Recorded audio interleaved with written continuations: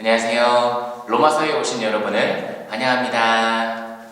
로마서에 가면이란 책으로 7주 과정을 준비했습니다.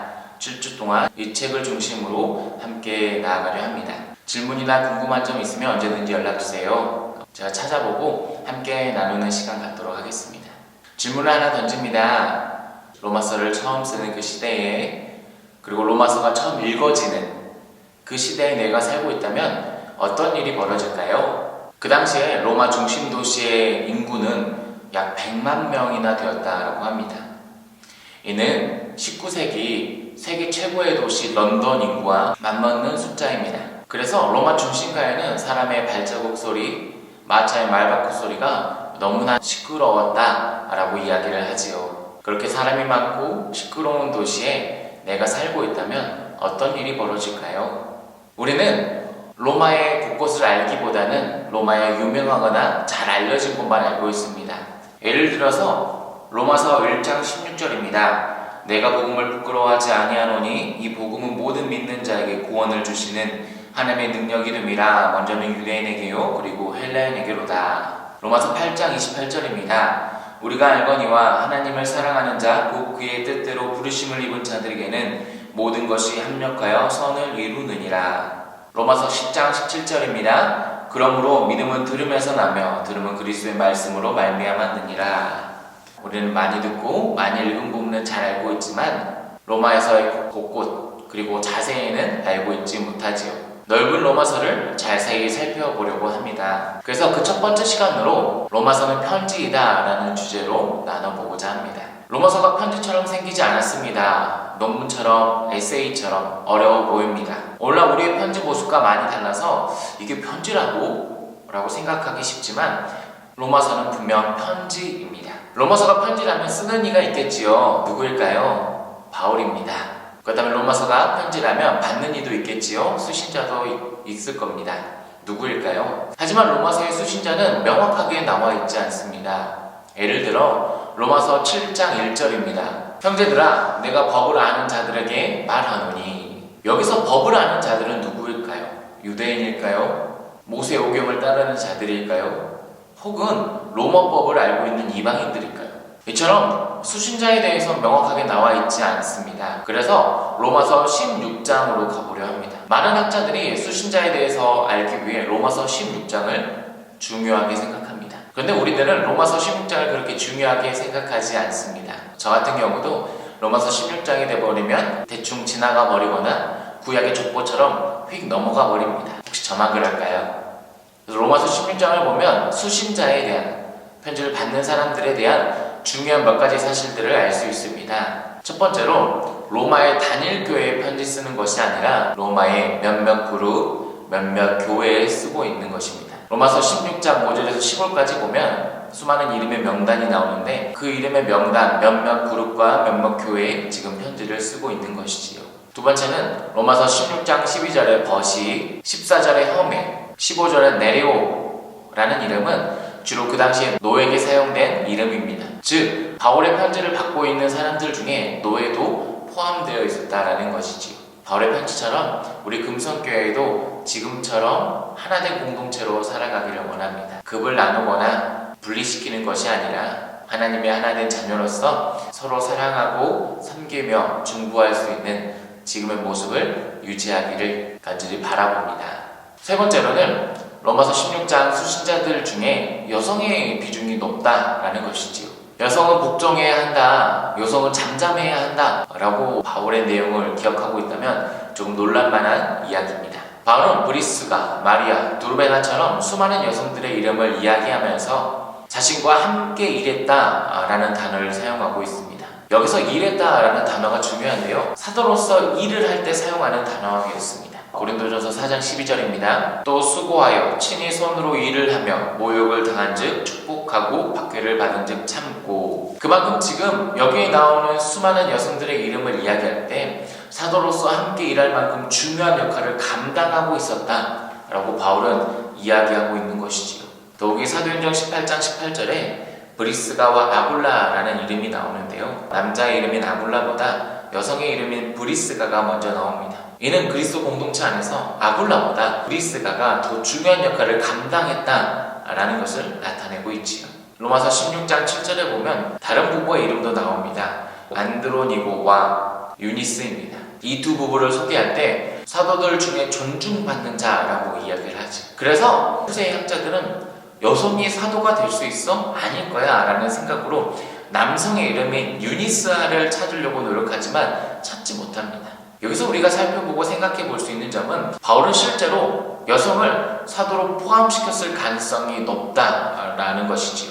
우리가 방금 살펴본 것처럼 남성 중심 사회에서 바울은 여성을 중요하게 생각했고 여성의 이름들을 적고 있고 여성이 중요한 일을 감당했다라고 우리에게 이야기하고 있습니다. 로마서가 편지라면 쓰는 이가 있었고 받는 이가 수신자가 있었습니다.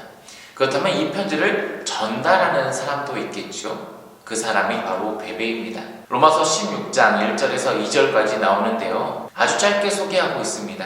그래서 우리들은 베베를 중요하게 생각하지 않습니다. 그런데 바울은 이 베베를 힘을 주어 소개하고 있습니다. 그러한 근거가 무엇이냐면 베베를 소개할 때 사용된 두 가지 단어 때문입니다. 첫 번째 단어는 디아코노스입니다. 이 디아코노스라는 단어의 뜻은 집사, 일꾼, 종이라는 뜻을 가지고 있습니다. 이 단어가 왜 중요할까요? 바로 이 단어를 예수님과 자신에게도 사용하고 있기 때문입니다. 로마서 15장 8절입니다. 내가 말하노니 그리스도께서 하나님의 진실하심을 위하여 할례의 추종자 되셨으니 이는 조상들에게 주신 약속을 견고하게 하시고, 여기서 디아코노스라는 단어가 사용되었는데 예수님에게 사용됨을 우리는 살펴볼 수 있습니다. 고린도전서 3장 5절입니다. 그런즉 아볼로는 무엇이며 바울은 무엇이냐? 그들은 주께서 각각 주신 대로 너희로 하여금 믿게 한 사역자들이니라. 바울은 자신을 이야기할 때 사역자들이니라 디아코노스라는 단어를 사용하고 있습니다. 이처럼 예수님에게도 사용되고 자신에게도 사용한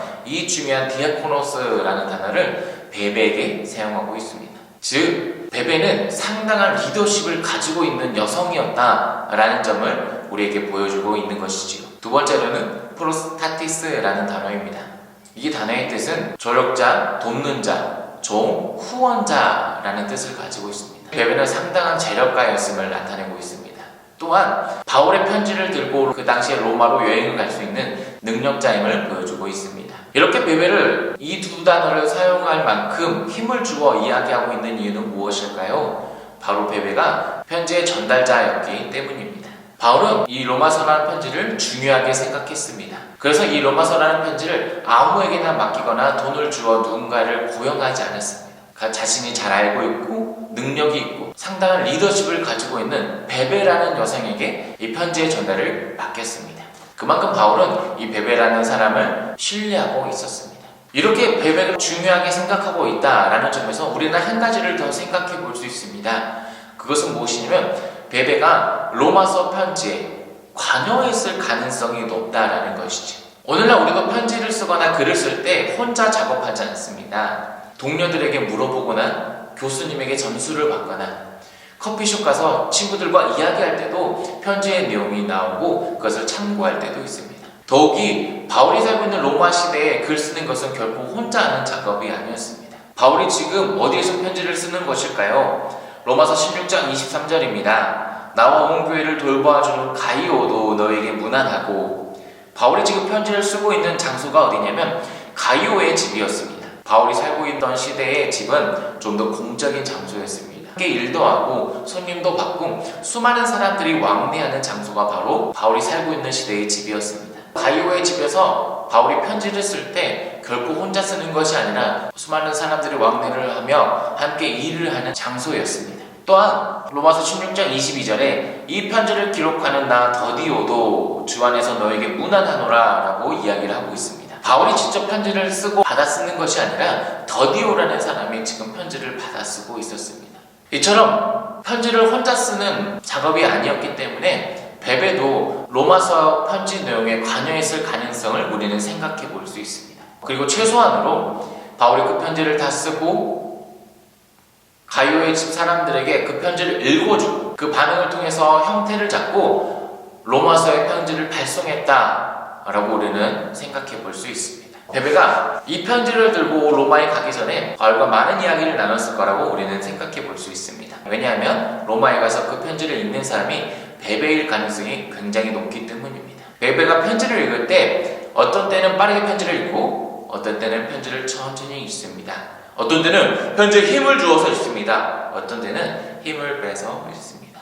편지를 읽는다라는 것은 베베가 첫 번째 해석자였고 이 첫 번째 해석자를 통해서 편지가 읽어지기 때문에 바울은 수많은 이야기를 베베와 나눴을 가능성이 높습니다. 또한 편지를 읽고 난 후에 그 편지를 들은 수신자들이 베베에게 질문을 했을 가능성이 높습니다. 이 부분은 왜 이렇게 썼습니까? 이 부분은 무슨 내용입니까? 라는 질문을 던졌을 때 그 질문에 대한 대답은 바로 베베가 했을 가능성이 굉장히 높습니다. 실제로 베베는 중요한 역할을 감당했다라고 생각할 수 있습니다. 첫 번째 시간을 마무리하려고 합니다. 로마서는 편지입니다. 어려워서 논문처럼 에세이처럼 보일지 모르지만 온라인 형식과 많이 달라서 어색해 보이고 낯설어 보이지만 로마서는 분명히 편지입니다.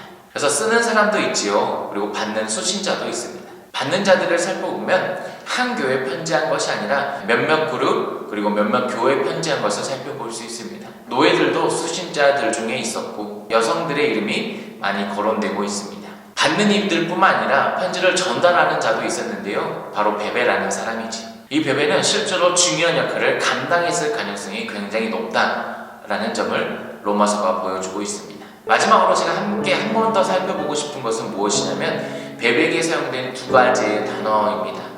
디아코노스와 프로스타티스라는 단어입니다. 이 단어의 공통적으로 해석할 수 있는 뜻은 종입니다. 베베는 종으로서 살아갔습니다. 교회에서, 가정에서, 그리고 편지의 전달자로서 종으로 살아가고 있습니다. 베베를 한번 생각해 볼까요? 종으로 살아가는 게 쉬웠을까요? 어쩌면 당연하게 생각하는 사람들이 있을 수 있습니다. 무시하거나 이를 떠넘기는 사람들도 있을 수 있었겠지요. 가슴에 상처를 받고 답답할 때가 있을 수도 있습니다. 그럴 때마다 베베는 돈이나 능력을 과시할 수 있었지만 과시했다라는 것을 우리는 살펴볼 수 없습니다. 베베는 계속해서 종으로 살아갔지. 우리도 종으로 살아가기를 원합니다. 종으로 살아가는 것은 결코 쉽지 않습니다. 교회에서 종으로 살아갈 때 누군가는 당연하게 여기고 누군가는 더 요구하고 누군가는 이를 더 떠넘길 수 있습니다. 가정에서 종으로 살아갈 때 섬김을 받고 싶을 때도 있고 답답할 때도 있지만 우리는 종으로 살아가야 되는 걸 성경은 이야기하고 있습니다. 분명 종으로 살아가는 것은 힘들지만 그 종으로 살아갈 때 그 모습으로 우리는 칭찬을 받고 나는 예수님은 더 이상 종이라고 이야기하지 않고 친구라고 자녀라고 이야기해 주십니다. 예수님이 그렇게 살아가셨듯이 바울이 그렇게 살아갔듯이 베베가 그렇게 살아갔듯이 우리가 종의 정체성으로 살아가기를 간절히 바랍니다. 우리 그러면 다음 시간에 만나겠습니다. 감사합니다.